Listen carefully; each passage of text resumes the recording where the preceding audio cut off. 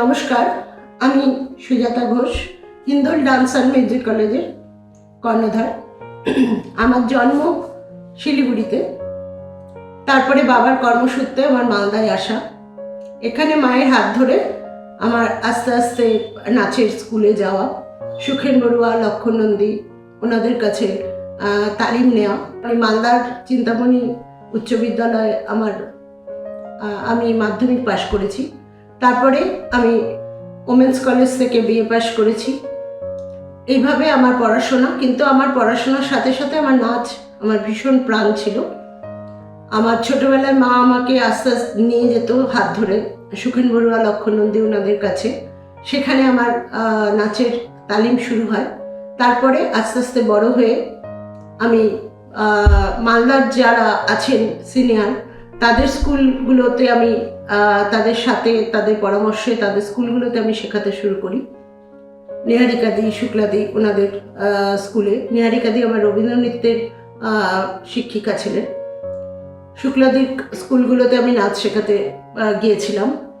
বেশ এইভাবেই কাটছিল। তারপরে আমার বিয়ে হয়। তারপরে আমি কলকাতায় ডক্টর মালবিকা মিত্র, আমার গুরু কত্থকের, ওনার কাছে তালিম নিতে শুরু করি। আমি আস্তে আস্তে মনে হলো, আমি এতদিন পুকুরে সাঁতার কাটছিলাম, আমি সমুদ্রে গিয়ে পড়লাম। মানে ওনার যা সম্ভার, সেটা দেখে মনে হলো যে আমি সত্যি সঠিকভাবে কিছু শিখে উঠতে পারিনি, আমার আরও শেখার প্রয়োজন।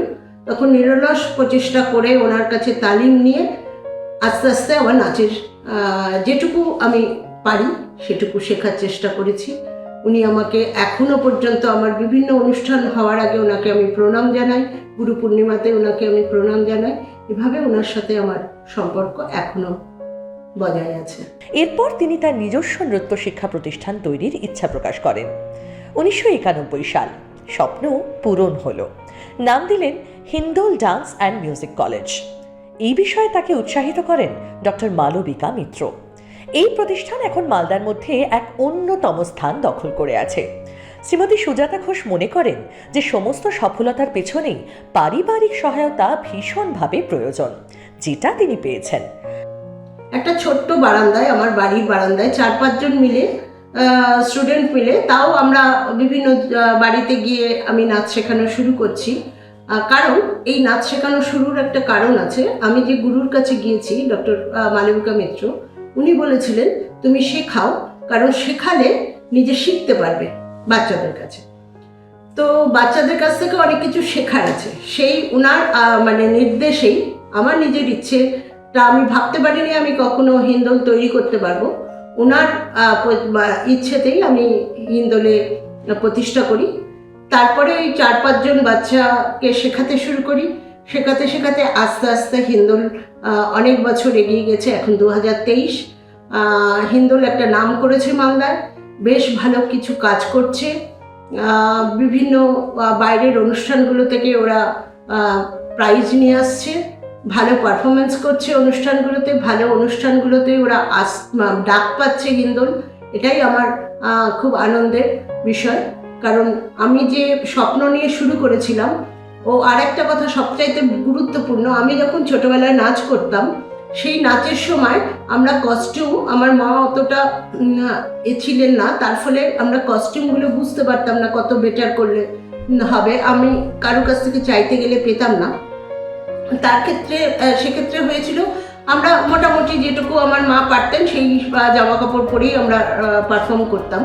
তো আমি যেদিন হিন্দোল তৈরি করি, সেদিন একটা শপথ নিয়েছিলাম, এখানে নাচের কস্টিউমগুলো একজন আরেকজনের কাছে খুব সুন্দরভাবে, কারোর যদি না থাকে একজন আরেকজনকে সাহায্য করে।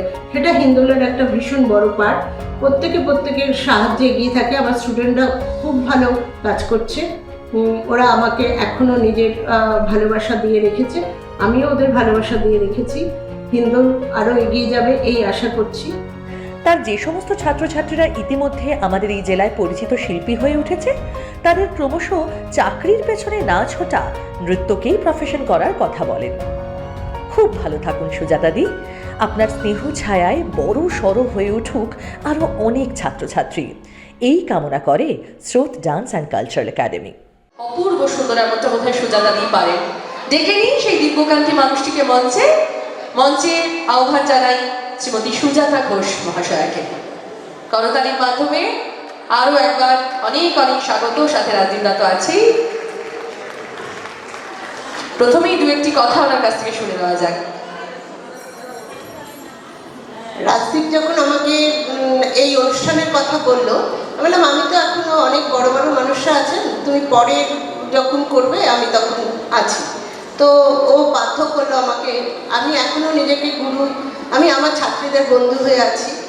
আর রাজদীপ খুব ভালো ছেলে, ও একটা সুন্দর অনুষ্ঠান করছে, এটা আমরা সবাই মিলে ওর সাথে আছি, এটুকুই বলছি। নমস্কার। খুব সুন্দর।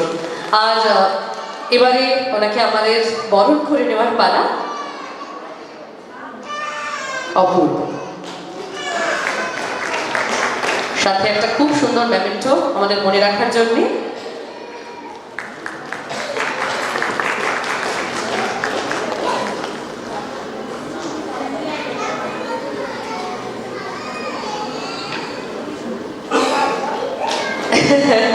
একজনকে এখানে দাঁড় করিয়ে রাখতে হবে এই সব দোয়েল।